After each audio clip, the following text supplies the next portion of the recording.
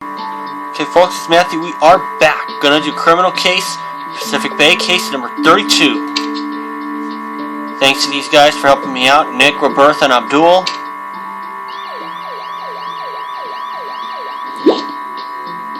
Let's see. Once upon a crime. Once upon a time, there was a fearless deputy chief named Matthew. Every criminal in Pacific Bay feared their might. Sorry, Matthew, it's just that today's a special day. Have you ever heard of The Glass Princess? It's a famous fairy tale for kids. It was my daughter's favorite book when she was little. Back then, it was still easy to know her tastes.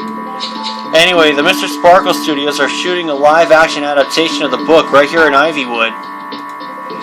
They hired the young Jenny Galguera to star in the movie, and my daughter's always been a big fan of hers. As far as I remember, Jenny's been on TV since she was 4, and my daughter followed her all her life. Talk about a career. So I thought, if I can get an autograph from Jenny on her favorite book, maybe my daughter will speak to me again, you see? Really, Matthew, you think that's a brilliant idea? Let's go to the movie set then. And of course they'll let us in. What's a police badge made for?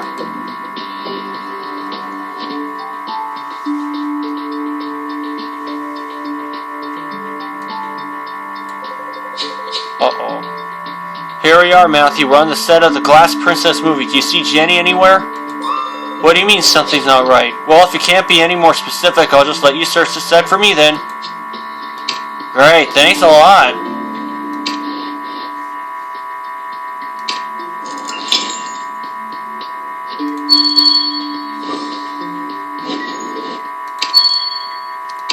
It's getting pretty close for me to call it a night.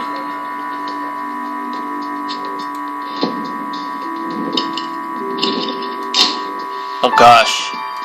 Victim's agenda.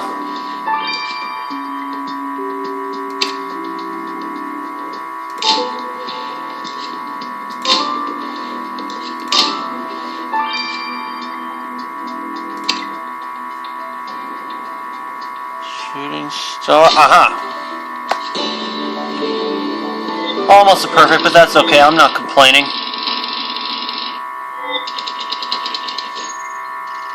600, 2,600. Wow, already passed Chief Marquez.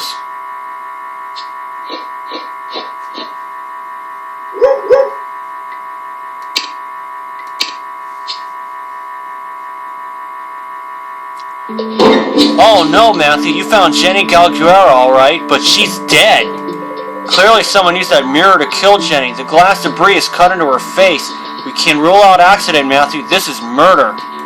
And this is how Jenny's life ends. Born an actress, star for a decade, and now she ends up in an autopsy room. And now she's dead. I'll never get that autograph from my daughter. She will never love me again. You're right. I guess we should find who pushed Jenny against that mirror quick, Matthew. Well, at least it looks like you found Jenny's agenda. Let's have a look inside. Dress fitting, song rehearsal, shopping. She had a busy schedule. The other page is faded, but if we can retrieve what's on it, we could know where Jenny went before she died. Did you say that music sheet was put on the mirror after it was broken? Could it be a message from the killer? You think you can identify the tune by reading the notes? I doubt it, but let's see.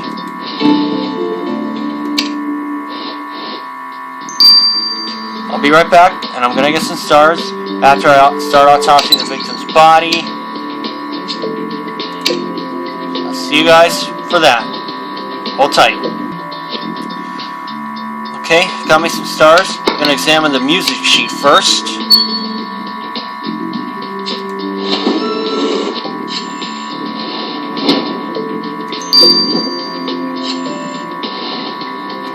Oh, there we are. Oh no. Oh no.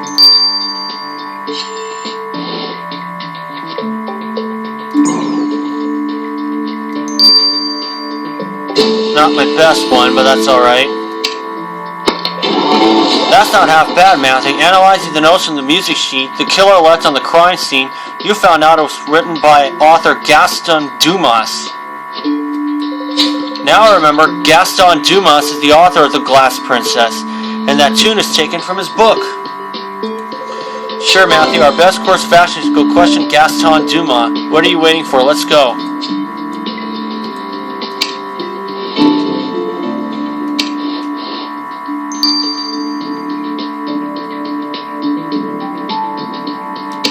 Modest tune. You're Gaston Dumas? You must be the one who wrote The Glass Princess.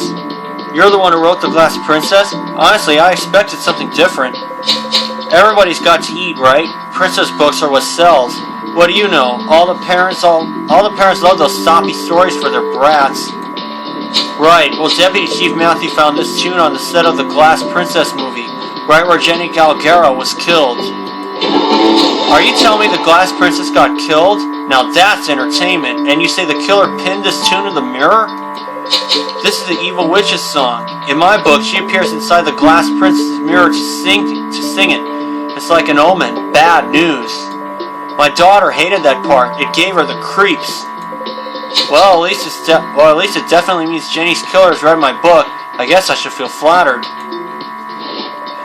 Gaston may be a horribly cold-hearted man, but I agree, he's got a point. Jenny's killer clearly knows the Glass Princess book by heart. But you're right, Gaston wrote the book. He knows it better than anybody. Let's write that down too.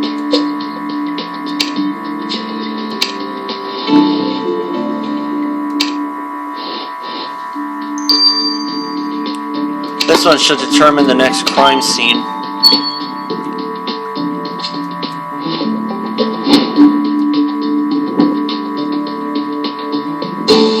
Meeting at Mr. Sparkle's art studio. Well done, Matthew. Now I know Jenny was at the Mr. Sparkle's art studio just before she came to the shooting set. Roger that, Matthew. We gotta follow this trail. Let's go to the art studio. Alright.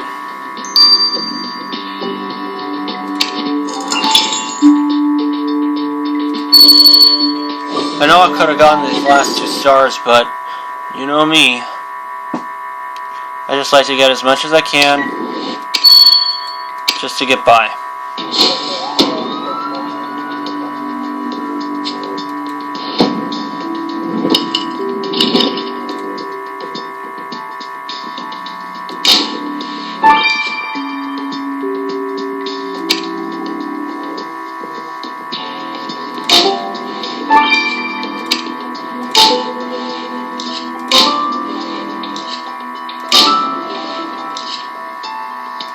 There we go.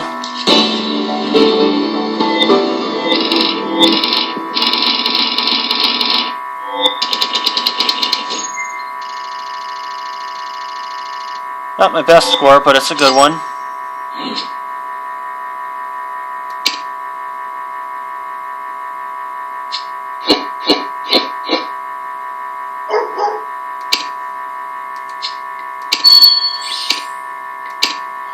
I know you're probably wondering why am I using the Dalmatian, because I want to stay on the threshold. Come on, Matthew, you seriously think this plastic junk will give us something related to our victim's last moments? Well, you can restore it on your own then. This looks more promising. This purse says Jenny, as in Jenny Galgara, our victim. I'll let you do the searching though, I'm not comfortable with women's belongings. You're not comfortable with anything.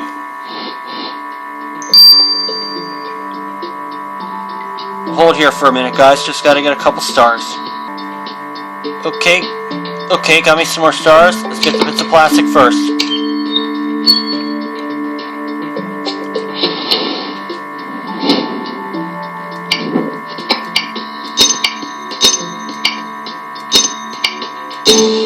Alarm clock. Be late again, get fired. Horace.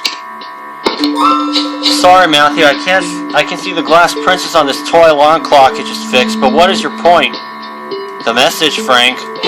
Wait, you're right, there is something written on the clock. Be late again, get fired. And it's signed by a certain Horace. But who's Horace? Don't move, Matthew, I'll text Hannah about it if it's such a strain on you. You're hearing right, I can use a computered phone now, and Hannah just sent me a reply. This Horace must be Horace Foster. Not only did Horace Foster give this clock to our victim, but he is the producer of the Glass Princess movie. Let's pay him a visit, Matthew.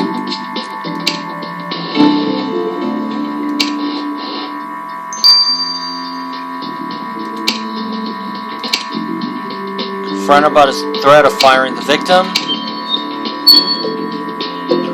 Okay, officers, you have my attention. 2 minutes tops, because time is money and time I'm lacking. Talking about time, Mr. Foster, why berate Jenny for coming late with this glass princess alarm clock?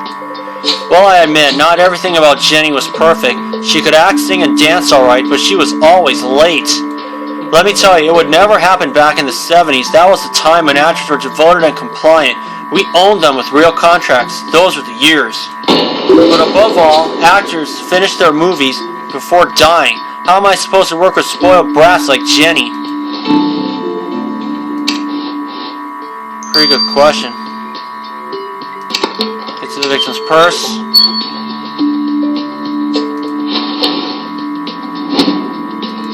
Some kind of stub in there. Aha! Scribbled sheet. Gee, Matthew, I just figured out this girl's purse is something my daughter could have. She must be so grown up now. Sorry, Matthew, I got carried away again. You say you found a scribbled sheet inside the victim's purse? Wow, Jenny scribbled, "I am a princess," over and over again. The kid must have been really disturbed. And you say there used to be something else here on this page? Well, all I'm asking is that you retrieve it.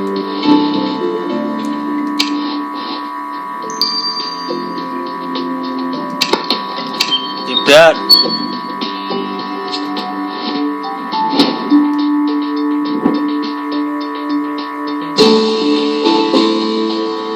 Well, that doesn't say much. It's an ink blot test. You're on the right track, Matthew. You revealed an ink blot on the victim's sheet. Of course I know what an ink blot test is, Matthew. I'm not stupid. Shrinks use it to, well, mess with your head. Good call, Matthew. Speaking about messing with your head, we should send the ink blot test out to Russell. He'll know what to make of it.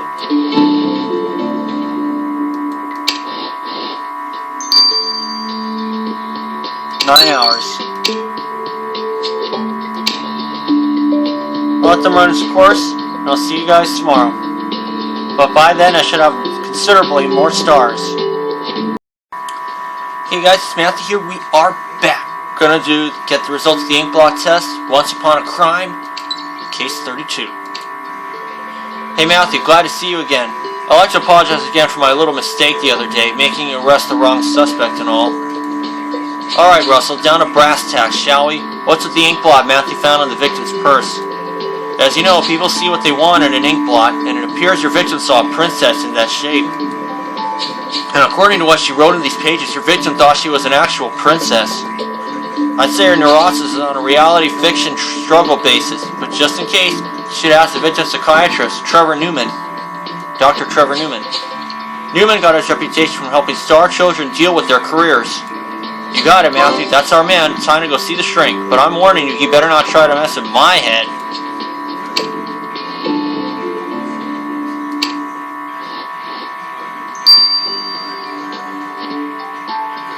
The victim's therapy. Ah, you hear about Jenny's murder, I assume. I am so sorry for her. All her life she's been struggling, and now she's dead.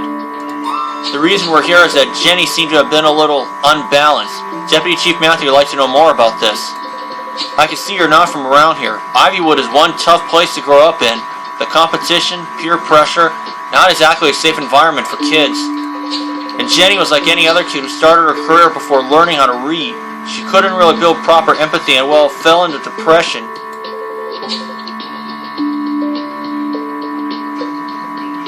What do you know? Maybe Ivywood is such a jungle. Maybe Jenny is happier where she is now. Not a very nice thing to say. We'll find out the autopsy in 7 hours. Okay guys, it's Matthew. We are back. We're gonna get the results of the autopsy. Hey Frank, did the mirror shatter on the victim before or after you looked into it? That's a low blow, even for you, Roxy. And I'm not in the mood for jokes. A young girl the age of my daughter has just been murdered. This is all kinds of wrong. Alright, the killer pushed Jenny against the mirror hard enough to make it shatter. And that was just the start. What sealed the deal is this piece of glass. The killer had the guts to stab it in her neck. Delicate move, but that worked perfectly. Good work, Roxy. And Matthew is right. We can file this piece of glass as our murder weapon. Sadly for the killer, that glass debris gave us precious information, as I found residue of anti-aging cream while doing a culture on it. Interesting. So the killer uses anti-aging cream. They gotta be addicted to their reflection just like the Glass Princess. Maybe that means that the killer's an old guy or something.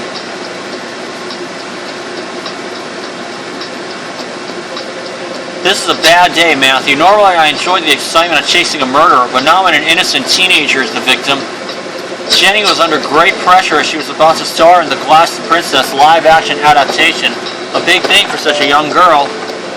Her producer, Horace Foster, berated her for coming late on stage and threatened to fire her if she kept doing so. Jenny was also seeing a psychiatrist, Trevor Newman, who told us she was missing a few marbles, but according to him, nothing uncommon for a child star. Matthew, there's a situation at the Mr. Sparkle's flagship store. The Glass Princess fans got wind of their idol's death and they have gone crazy. There's some coins. We'll get to chapter 2 in just a minute. Alright folks, it's Matthew here. We are back. We're going to do chapter 2 of Once Upon a Crime, Pacific Bay Case 32. Matthew, there's a situation at Mr. Sparkle's flagship store. Your victim was supposed to make an appearance in her princess dress there. All her fans were waiting for her. But when they got wind of her death, the fans had a massive temper tantrum. Yeah, what about it? Jenny's fans are a bunch of 8-year-old kids. What should we fear from them? Really, Frank? So you've handled 100 of angry kids before? Oh, now you say it that way. It's true, my daughter was tough to deal with when she was angry. A whole bunch of angry kids must be a force to reckon with. Alright, Matthew, we better go to that shop now.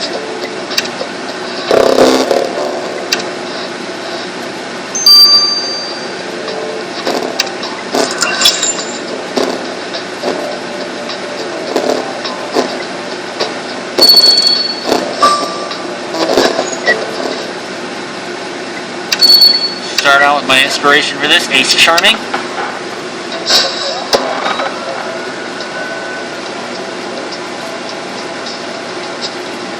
Go.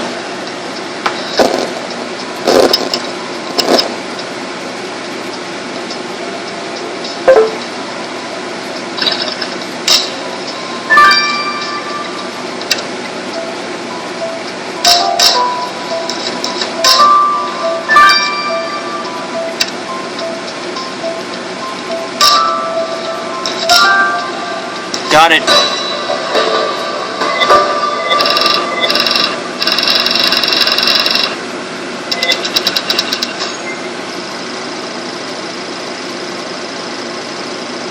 %.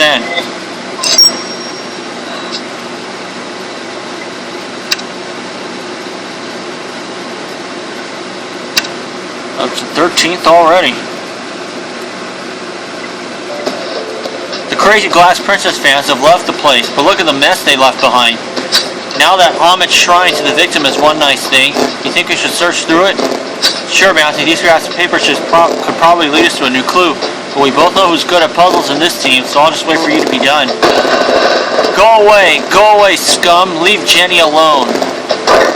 Wow, calm down, Doc. What are you doing here? And you might want to lower that brick, too. But you don't understand. The shop couldn't use Jenny to sell their toys, so they set up her death into another marketing stunt. I know, Doc, it's sad, but for now, just calm down. Deputy Chief Matthew will have a few more questions about Jenny.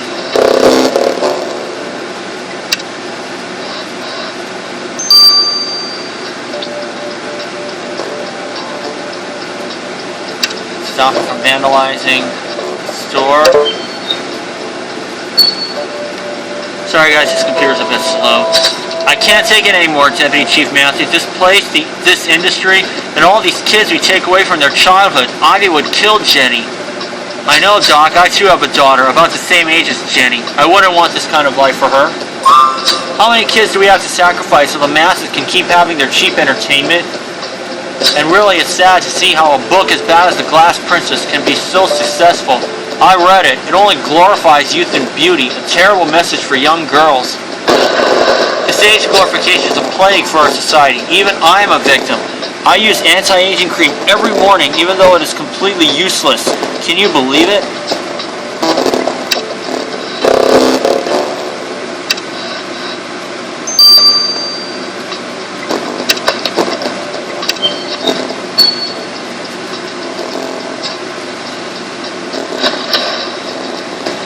Saw a picture in there. There we are. Forever a princess. Found anything worthwhile searching through the homage shrine, Matthew? A picture? Oh, there's a note on it. Forever a princess. But why would someone leave this picture in the victim's shrine? Well spotted, Matthew. That little girl right here is our victim. But who's the other person next to her? Okay, Matthew, I'll let you run this picture through our database. I'm pretty sure you'll find who this woman is. Find out who this woman is.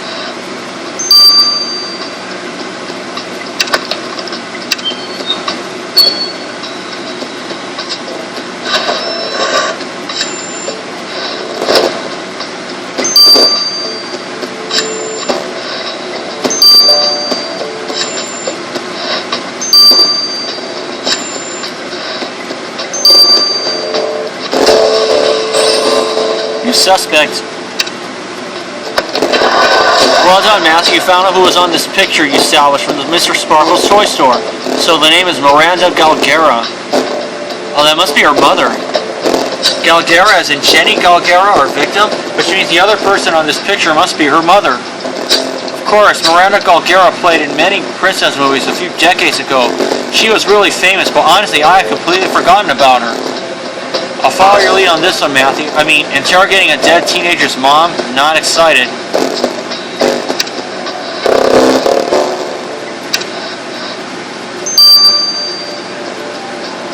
There's never a good way to find out that your kid's dead. Oh my God, Jenny. Why? Jenny was my only child. She was a real angel, a true princess.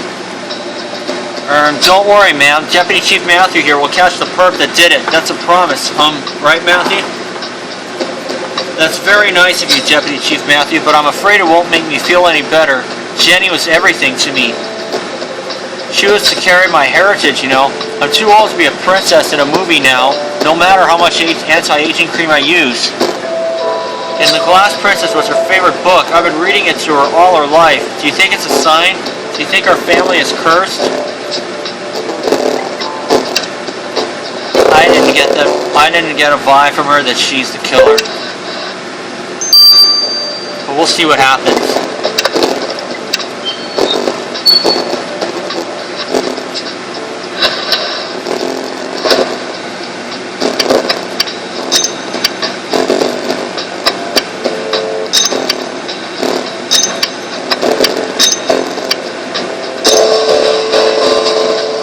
It's my turn now. Oh gosh. Not too shabby, Matthew. This poster you just fixed shows the Glass Princess singing in front of her mirror, but the reflection shows the witch instead. But what's the deal with the victim's crossed out face and that message? It's my turn now. It's like the witch is threatening the princess. All the more ominous when you know the victim was killed with a mirror. Well, Matthew, I never thought I'd say this in my career, but we need to hunt a witch. Let's send the poster handle so she can tell us who we're dealing with.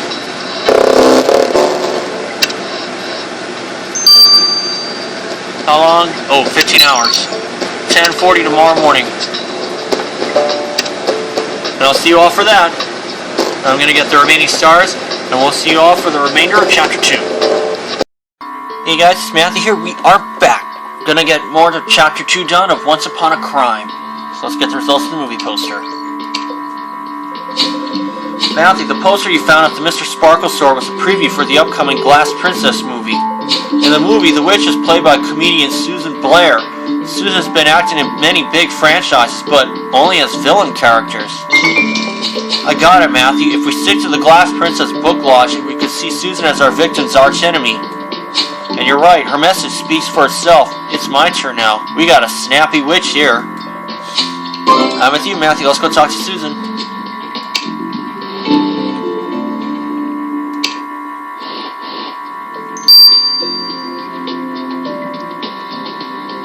The message she lets the victim. Miss Blair, Deputy Chief Matthew found this poster you left at the Mr. Sparkle store. It reads, "It's my turn now. Want to start explaining?" Oh, but you don't understand. This poster was just a little joke. It's just that, as a villain character, I don't get much attention, that's all. A little joke?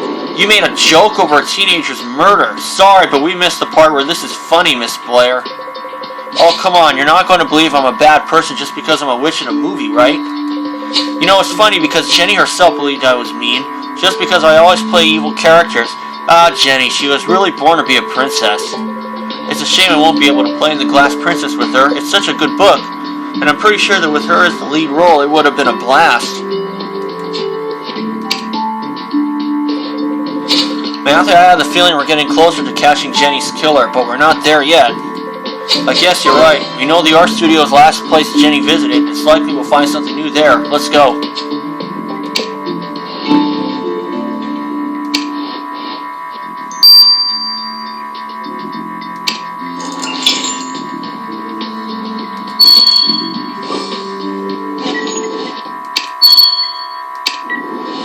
Starting out with my inspiration for this. He's charming.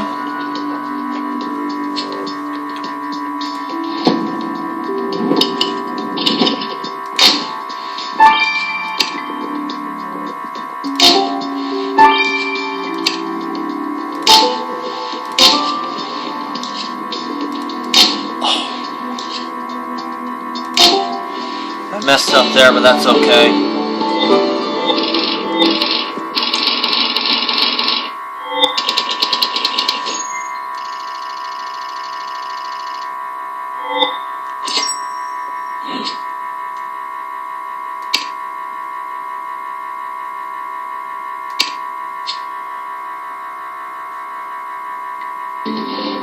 Deputy Chief Matthew combing the art studio, take 2. What's that? A locked briefcase? Well, that's a job for you, I'm afraid. And a pile of sketches. Someone should search through it, but searching through that stuff, that's your department, right, Matthew? Action.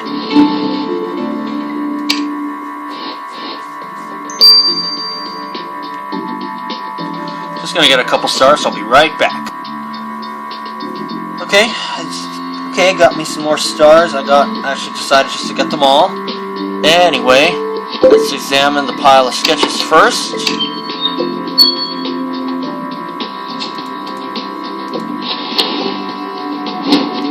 what's under there. Oh, a bloody blister pack. You're on the right track, Matthew. You found a bloody blister pack hidden among these Glass Princess sketches. But as good as you may be, your service ends here. We're gonna need Yan to analyze this bloody blister pack. That's 2 coins. Okay, 9 hours. Examine the locked briefcase.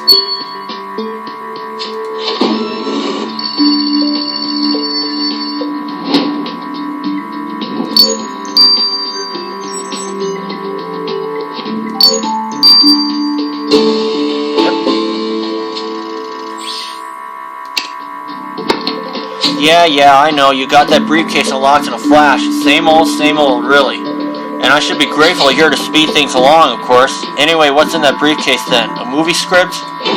Oh, I see. This is the original screenplay for the Glass Princess live-action movie. This might be important, so I'm counting on you to retrieve the missing part.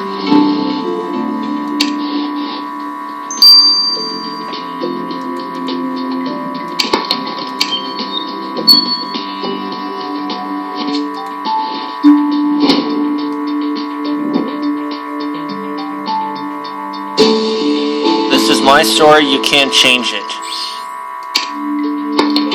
Nice going, Matthew. Someone wrote, "This is my story, you can't change it," on the cover of the Glass Princess movie script. You're right, Gaston Dumas is the author of the book that originated the movie. Do you think he could have written this? Oh, we better go ask him.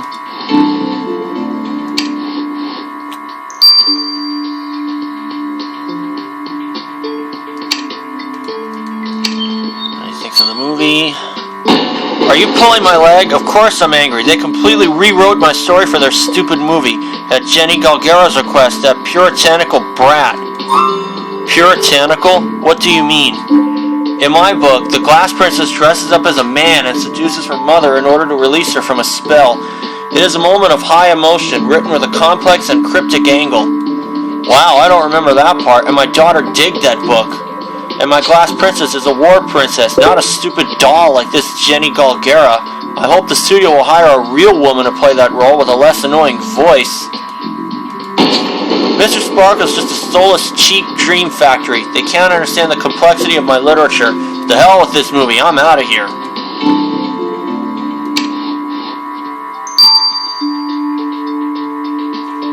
I'll let it run its course. I'll see you all soon. Hey guys, it's Matthew here. We are back. We're going to speed this up. Alright Matthew, I've had a look at the blister pack you found in those Glass Princess sketches. First you should know that the blood on the pack comes from your victim, Jenny, which means the pack was left there by the killer. And the pack used to hold Nevrax pills. They're antidepressants, strong stuff for an authorized happy pill. Right Matthew, I guess that in this Ivywood mad place, everyone needs happy pills, and now I know our killer is on antidepressants too.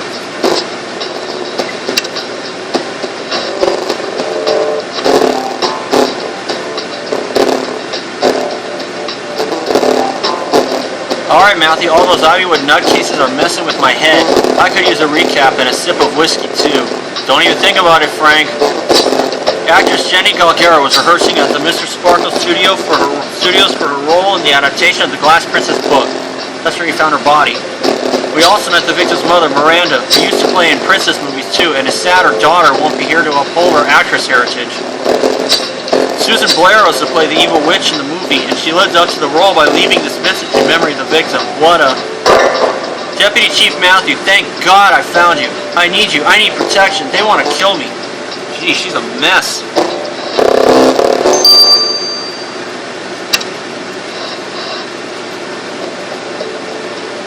Find out what she needs in Chapter 3 after this. Hello everyone, it's Matthew here. We are back. We're going to do Chapter 3 now. We're going to be fusing these together. Alright Matthew, we need to find out who killed Jenny Galgera quickly. Otherwise we're going to get stuck in this bad fairy tale forever.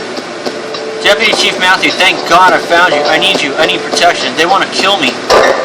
Hey, Miss Blair, slow down. Who wants to kill you? The Glass Princess fans' parents. I went by the Mr. Sparkle store and suddenly all the kids started crying. They said I killed the Glass Princess. The parents said this will cost them years of kid therapy and want to kill me because of it.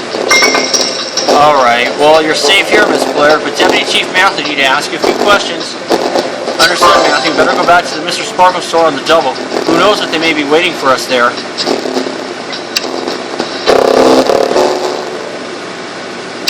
There's 2 coins.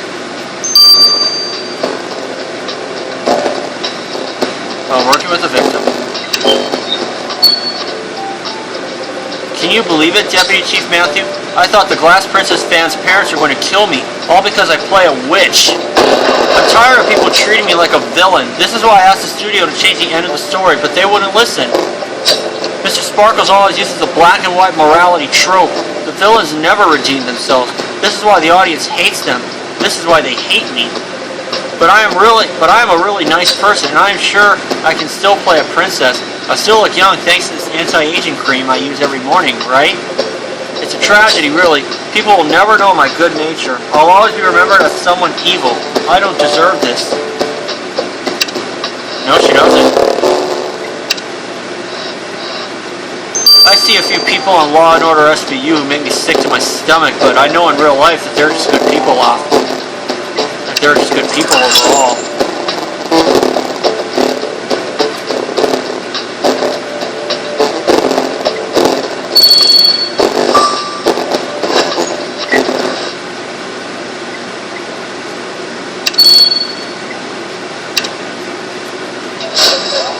Anyway, let's get to the toy shelves.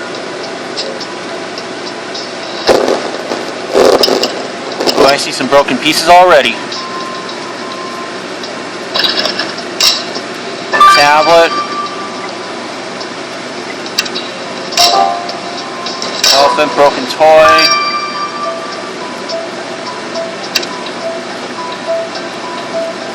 Seal. soccer ball, and an umbrella. Got it. All perfect.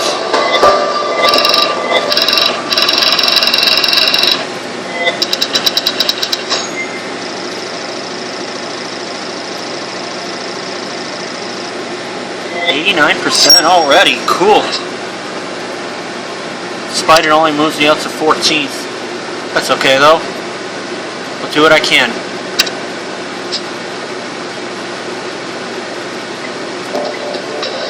Look at this mess, Matthew. The parents are just as crazy as their children. Really, this cult following has gone to hell. Oh, you found a tablet. You're right, it's not the kind of toy Mr. Sparkles has in store. You say it's locked? Well, clearly this is your area of expertise, Matthew. But I don't see what's so unusual about this broken toy. The parents just trashed the store after all. You'll have to repair it to convince me. Alright, then I will.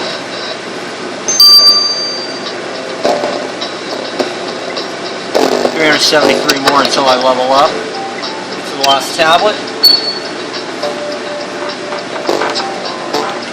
I'm already hooked on this game. I think if I have the audacity, not the audacity, but if I have the chance, I'll probably play as the person who inspired me.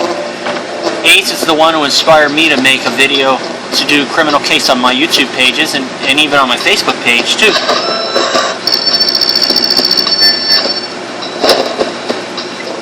UQO? Yep. 68B there. Just like that. I guess I should say you did pretty well by unlocking this tablet, Matthew. But since I don't understand what unlock a tablet means, I might as well say nothing. But this, I know what it is. It's a digital press article. And look, there's our victim on it. The article also said that Jenny's recent success has surpassed by far her mother's Hall of Fame. I agree, Matthew. This article is pretty harsh. We gotta go talk to Miranda about it.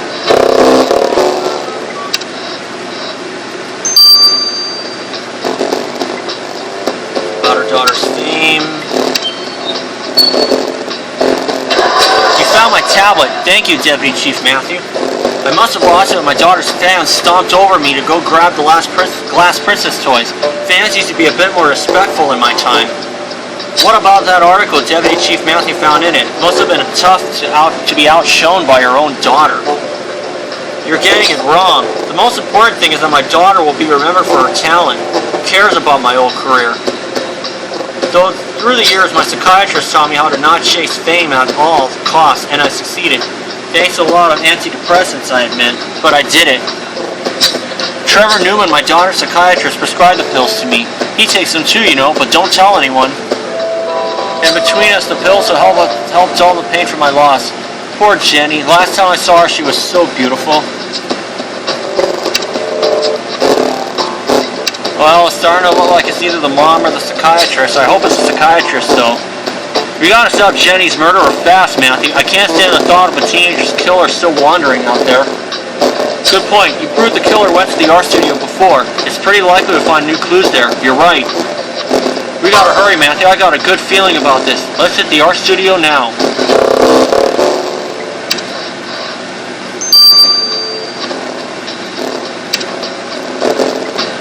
New clues there.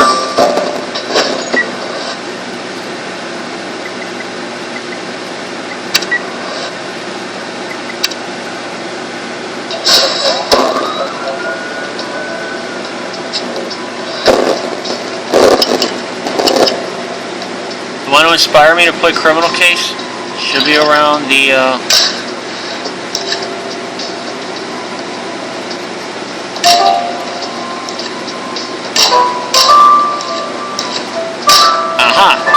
trash.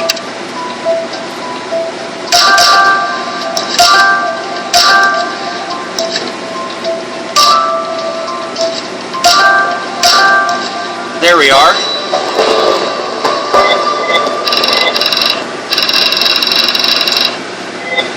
Got me some more XP.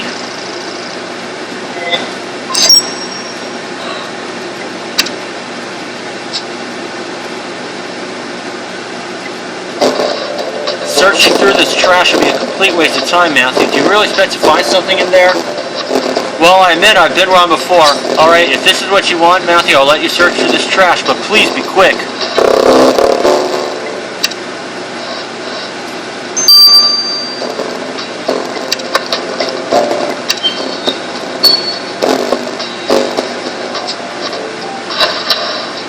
Gotta hurry. My tablet's almost out of room. Filming room anyway. There we are. Bloody tissue. Well, B, you actually found a handkerchief smudged with blood in this trash. Of course, Matthew, first the blister pack, then this handkerchief. We have to take a closer look at this new clue. There it is again.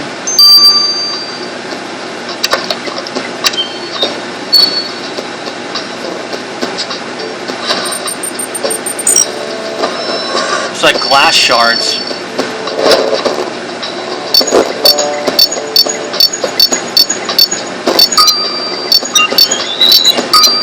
There we are. Bloody glass shards, I called it. That's not that bad, Matthew. You isolated some glass shards off that bloody handkerchief. Glass shards? Same here, Matthew. This reminds you of the mirror on the set where Jenny was killed. Wanna bet they were left here by the killer? We're closing in, Matthew. Once Deanna's done processing these glass shards, you'll be able to put the killer behind bars, I'm sure.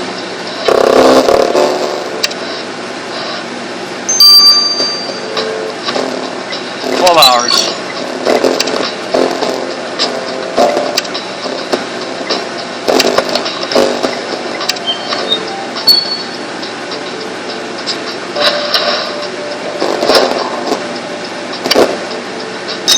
Looks like a camera.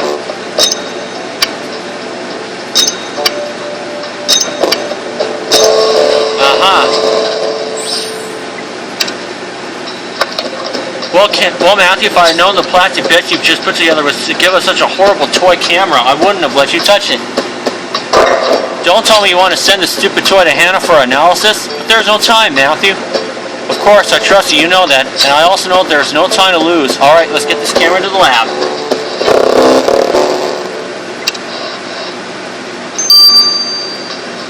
How long? 9 hours. Okay, that should do. I'll get these things analyzed tomorrow. So I'll see you all soon. Hey guys, it's Matthew here. We are back. Going to do some more progress on Chapter 3 of Criminal Case Pacific Bay Case 32, Once Upon a Crime. Let's get the results of the bloody glass shards first. I analyzed the glass debris found on the killer's handkerchief, Matthew.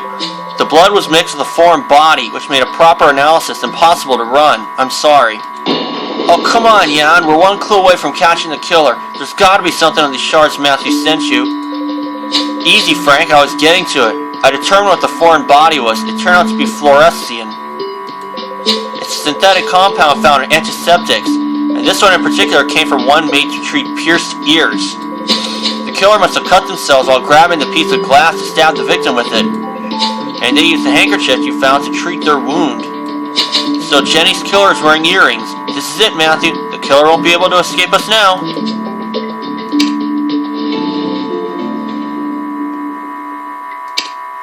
Kind of a surprise. Usually we find the fourth clue in the final crime scene. See what the toy camera has to tell us. I'm done looking at the toy camera you brought me. Once again, that was a good hunch, Matthew. Some kid must have used this camera to take pics of your victim back at the Mr. Sparkle store. One picture in particular caught my attention. Judging from your victim's expression, she was clearly upset about something. And that's when I saw him. On the picture we can see she's speaking to Horace Foster, the movie producer. Why would Jenny be upset about being given cash, Matthew? You're right, we gotta go find Horace Foster and ask him about it. Well, there's one coin. The fight with the victim. Nothing escapes your sight, right, Deputy Chief Matthew? I admit it. I pressured Jenny into taking my money so she would accept to star in the Glass Princess sequel. A sequel to the Glass Princess? But it's just one book, right? Not to mention Jenny didn't seem too happy about your offer. I know, she refused. I couldn't even tame her with money. What was I supposed to do? And then I wonder why I'm on antidepressants. Jenny hated me. She even called me an angry old man. Can you believe it? But I'm not old. I use anti-aging cream every day. But it's alright. I read the Glass Princess book, and I know any young girl in Ivywood can take over that role. Girls like Jenny, they're expendable.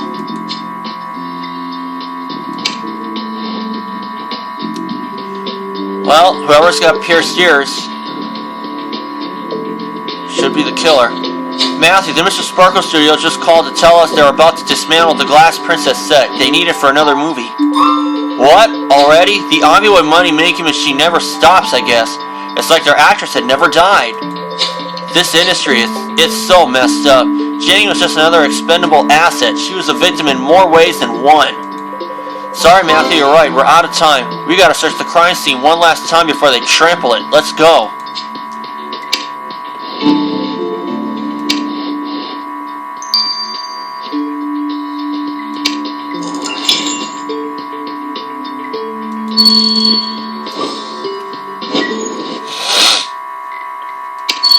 Okay, let's see.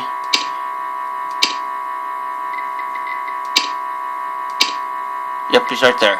But first I'm going to start with my inspiration for this, as I usually do. That is Mr. Ace Charming.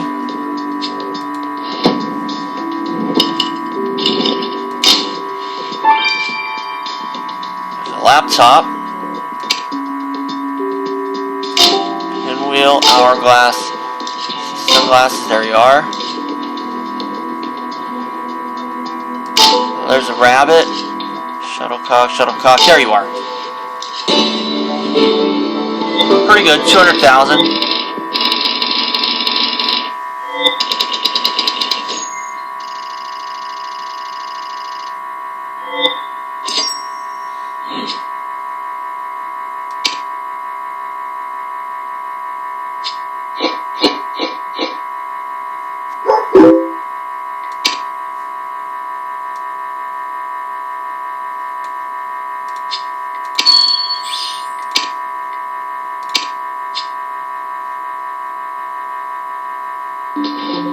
We gotta act fast. This encrypted security laptop may be the lead we're lacking to apprehend Jenny's killer. Thank God you're a fast hacker, Matthew. What's that, guys? I got a message. Okay. Reply to my message.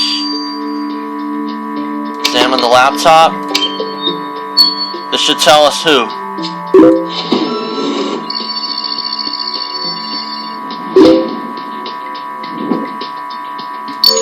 G23, yep. E6, yep.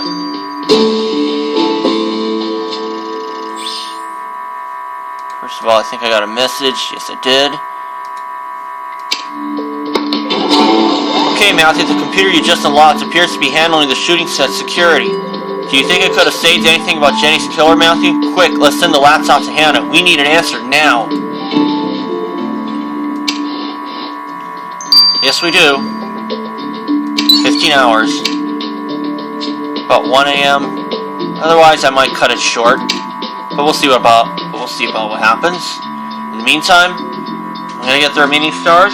See y'all soon. Alright, guys, Samantha here. We are back. I'm gonna speed this up. Security laptop. Okay, Matthew, I'm done analyzing the security laptop you found on the shooting set. This laptop keeps an entry for every in and out on the set, and you need its badge to be granted access. I could also determine when was the last time someone used their badge and sent this information to Roxy. Thanks, Hannah. Matthew, I compared this to my estimated time of death, and it all adds up. Someone used an access badge 5 minutes prior to Jenny's murder, which means the killer used their badge to enter the set, kill Jenny, and use it again to get out. You're one step closer to catching the killer, Matthew. Now I know why they're wearing an access badge. We're almost there. That's alright, Matthew. Someone's got to pay for Jenny Galguera's murder, and with all the evidence you've got, there won't be any happily ever after for the killer. Was killed in the attack on Pearl Harbor are being removed from the ground in Punchbowl Cemetery. Have my news on, by the way.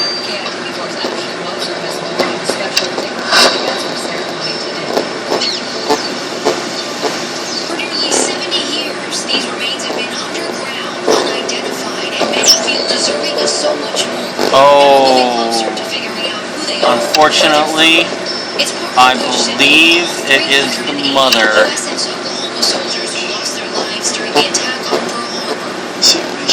It's not the psychiatrist. I believe it's the mother. Let me just look over everything just to be sure. Horace Foster, no. I don't think he has pierced ears. I think it's the mother.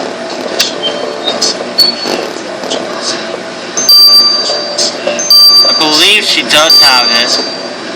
Yes. For once I wasn't so sure. Miranda Galgara, Deputy Chief Matthew found it all out. You killed Jenny. You killed your own daughter. How could you say such a monstrous thing? I love my Jenny more than anything else. How in the world could I have harmed her? Cut the crap. You cut yourself when you stabbed her and disinfected the wound with the tissue you left in the art studio. Please stop accusing me. You got it all wrong. I'm a fragile woman and I just buried my child. Stop it. I want to see my lawyer. How about seeing your shrink for a happy pill refill? Because judging from that blister pack Deputy Chief Matthew found, you popped the whole thing while hiding clues at the art studio. I don't feel so well. I could use one of those Nevrax pills. Actually, I'm an actress. I'm sensitive. Oh, we know you're an actress, all right. The computer Matthew found proved that as an actress, you were granted access to the studios. This is how you could enter the set when Jenny was rehearsing alone, and this is when you killed her. Oh, I can't take it no more, Matthew. I won't deny it no longer. I killed her. I killed my poor little Jenny. Gee, how could you? Well done, Matthew. Your reasoning was right as always. Miss Galgara, you're under arrest for the murder of your own daughter, Jenny Galgara. I watched Jenny Galgara's soaps with my granddaughter last summer, but I mostly remember her annoying voice. Is that the reason you killed her? What? No, Jenny had my voice. It's a lovely voice. And she had my features too.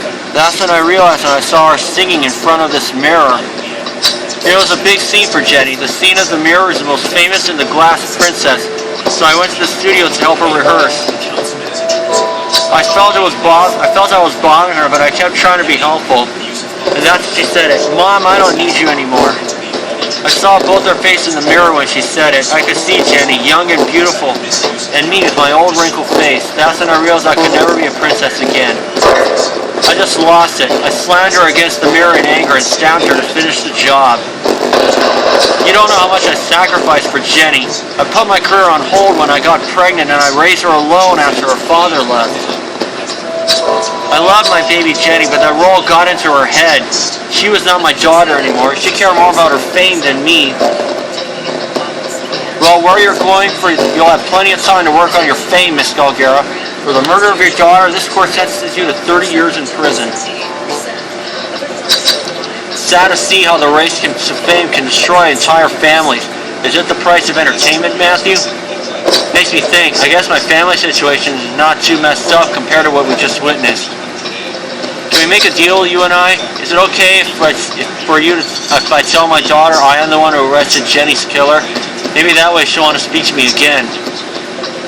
Really? I'll just call her now. You're a real partner, Matthew, and a real friend, too. Okay. Great, thanks a lot. Ivywood Confidential 2.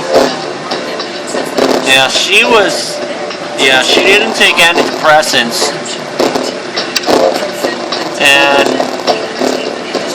Gaston Dumas was excluded once he found out he didn't use anti-aging cream. Horace Foster looked good, but he didn't have pierced ears. And Trevor Newman looked good enough, but said he doesn't work for the studio. Anyway, it's too bad it's the mother.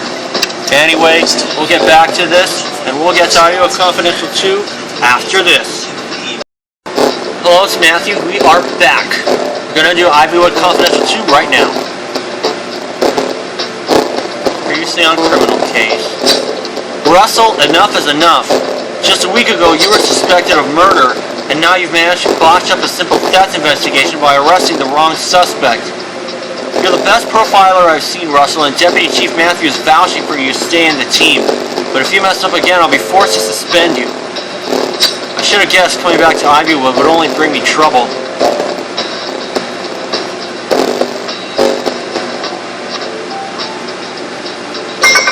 Hey Matthew, this is embarrassing, but can I talk to you in private for a minute? See, I called my daughter up to tell her about our investigation, and she didn't care at all. She just said that the Glass Princess was for kids and that I was lame. I just don't know what to do. I haven't seen her in ages. She must be so big now.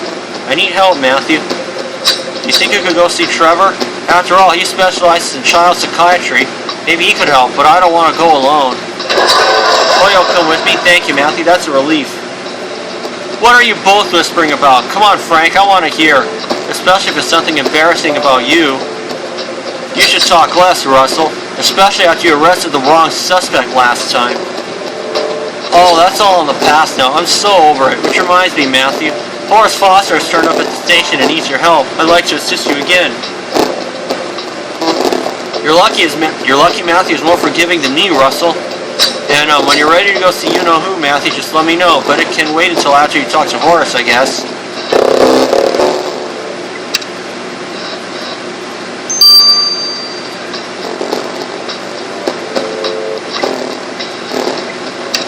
I'll go with you first, with Horace Foster.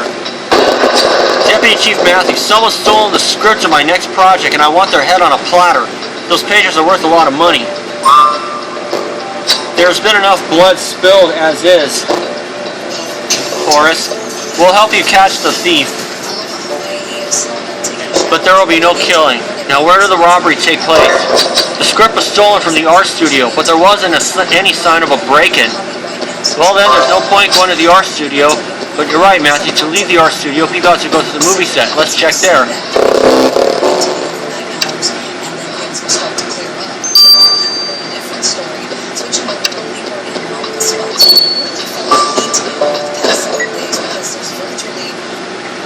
Okay, now for this one, I'm going to make a little change here.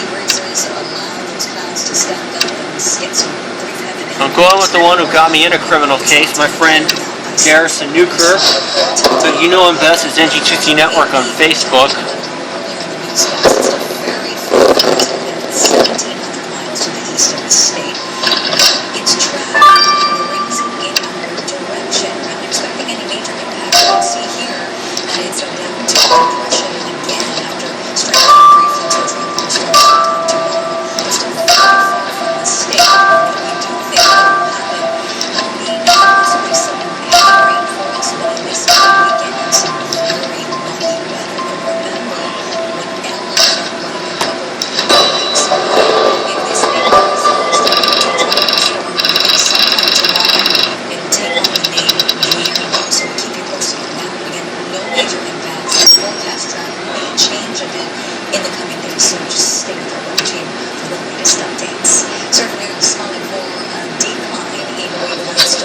Torn paper could be the script we're looking for, Matthew. I'll wait to decide on the matter until you piece it back together.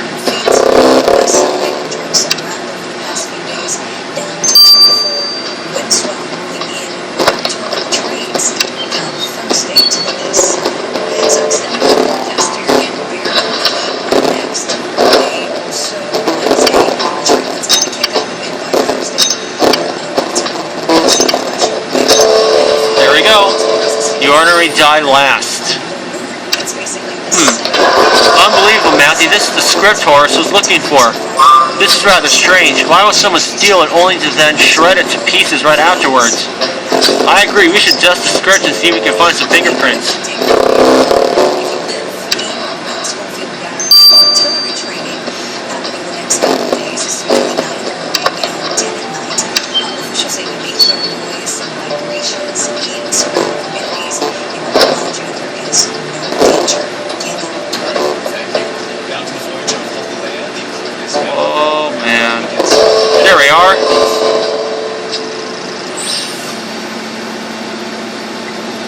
Got 8 energy.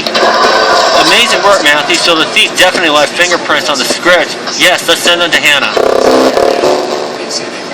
There's another coins.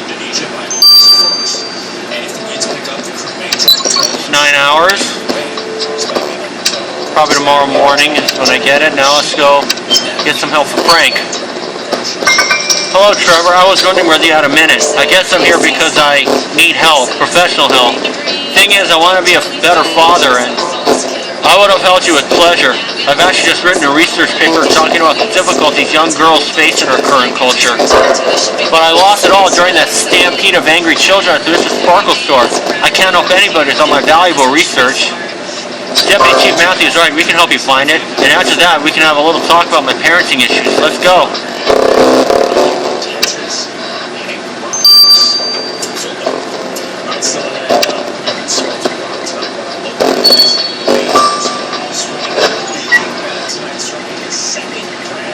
And going with my inspiration for this, as always, Mr. Ace Charming.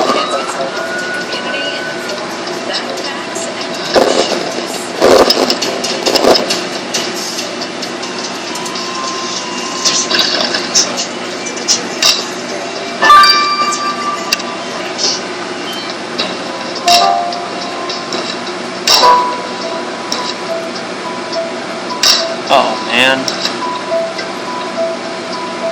Maybe I should have done this at home.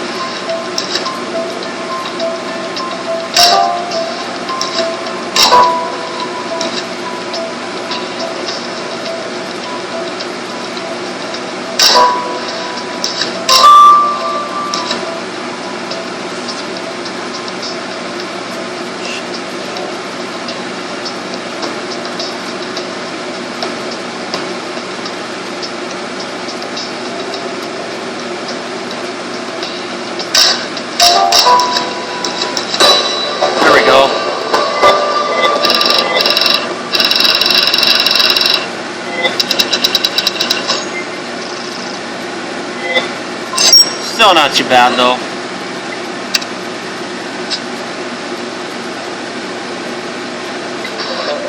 Do you think the suitcase belongs to Trevor, Matthew? Yeah, there's only one way to be sure. Let's have a look inside.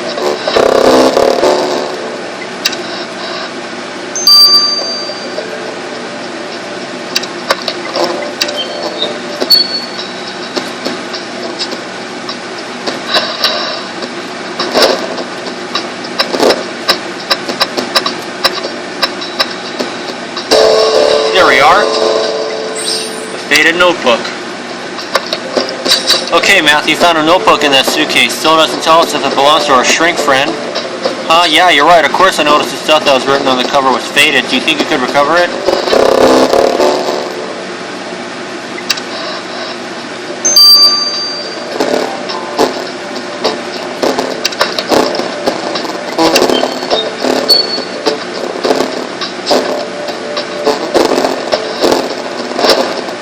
Oh, it is alright.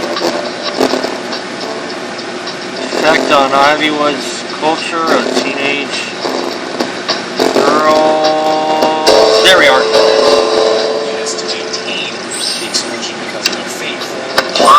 Alright, so what was written on the notebook then? Effect of Ivywood's culture on teenage girls? Sounds like something a shrink would write. Alright. I don't know for you, but I don't feel like reading the whole thing to make sure Trevor wrote it. What do you say we send it to Hannah? It will distract her from those internet blogs she reads. Yeah. 6 hours. I'll get them both tomorrow. I'll see you all for that. We'll wrap up the additional investigation tomorrow morning. So long, everyone. Okay, guys, it's Matthew here. We are back. We're gonna do the Ivywood Confidential 2. Get those results of the fingerprints first. Alright, Matthew, the fingerprints you found on that script belong to Gaston Dumas. Gaston Dumas, you're saying he's the Glass Princess's writer, Matthew? But why would he steal the script and then just shred it and leave it behind? All this is getting very strange. I agree, Matthew. Let's start by questioning Gaston.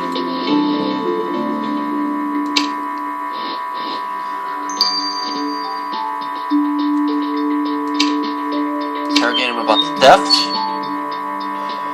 Gaston Dumas, Deputy Chief Matthews discovered you stole a film script from Horace Foster's office. Why did you destroy it? My orders are to steal and destroy that script, and I obeyed. It is all for the greater good. Oh, for God's sakes. Gaston, your eyes. Are you okay? Obey, obey. It is all for the greater good. Matthew, looks like our friend Gaston has been brainwashed. This is fascinating. I heard of brainwashing before, of course. People basically erasing other people's minds and placing their own ideas inside their heads. But I did not think it could really work. Gaston is like a robot, repeating what he was told. Obey, obey. It is all for the greater good. Fascinating. Of course, you're right. Studying him will need to wait. But for now, let's go and give Horace the script back. But first, let's get some brain food. I'm famished.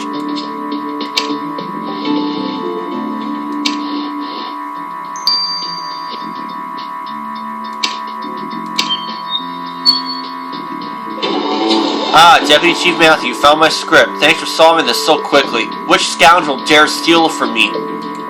It turns out that Gaston Dumas stole it from you, but when we arrested him, he appeared to be brainwashed. He was brainwashed into stealing my script and then destroying it? Heck, I thought I'd seen everything in Ivywood, but this is the first. This could actually make the plot for a good movie. When you figure out the ending, come let me know. Thanks for giving me back my script. This movie's promising. Please, Deputy Chief Matthew, take these as a thank you.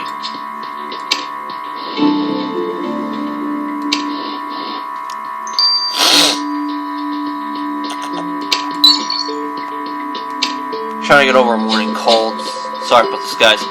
Alright, guys, the notebook you gave me was definitely Trevor Newman's research. And Frank, if you think it would have bothered me to read it, think again. It was pretty interesting. It's about how Ivywood, the star system, and its culture can have a harmful influence on teenagers, especially girls. Poor girls, they're having such a hard time trying to wear the same clothes to their idols and bragging about it on FriendNet. Frank, Ivywood is projecting this perfect image of what girls are meant to look and act like. Imagine the pressure these girls are under just to fit in. Huh? I always thought girls enjoyed dressing up and all that. I never realized how badly it messed with their self-esteem. I kind of wish I had the opportunity to help my daughter get through her teenage years. But you're right, Matthew, we should give Trevor his notebook back, and maybe then I'll be able to have that talk with him.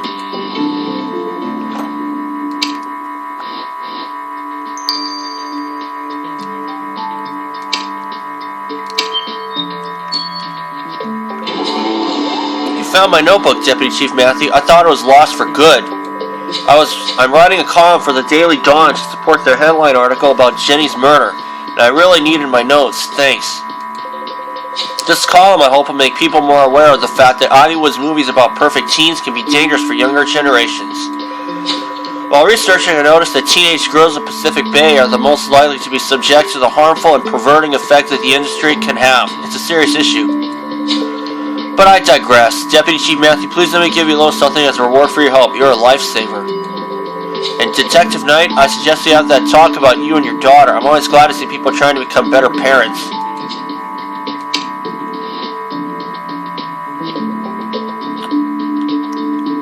Shucks, I would have liked to know what he said. Thanks for helping me initiate that talk with Trevor, Matthew. It made me realize I need to try harder to be a good father and be there for my daughter. Well, isn't this heartwarming? As for me, I'm still fascinated by Gaston Dumas' apparent brainwashing. Just think, Matthew. Think of what a person capable of successfully brainwashing another human being might do. Brainwashing? As in making people believe what you want? Isn't that just in movies? If you take a closer look at Gaston Dumas, Frank, you'll see it's very real. He was brainwashed into stealing and destroying a movie script as if he was just obeying orders. Well, I'm not saying I believe you, but I agree with Matthew. That stuff sounds dangerous. What if they decide to brainwash someone into killing people? I guess I hadn't considered this angle. Still, this is thrilling. And believe me, it's real. Gaston's case proves brainwashing works. Matthew, we will need to keep our eyes open, and maybe we will come upon other victims of this brainwashing. And this time we'll be ready.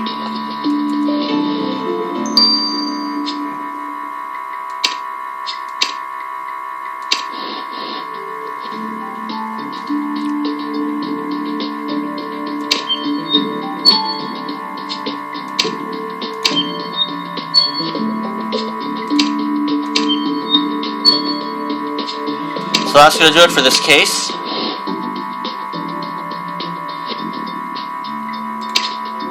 We'll get to the next case after this. So for now, this is Matthew. Thank you for watching. See you for case number 33.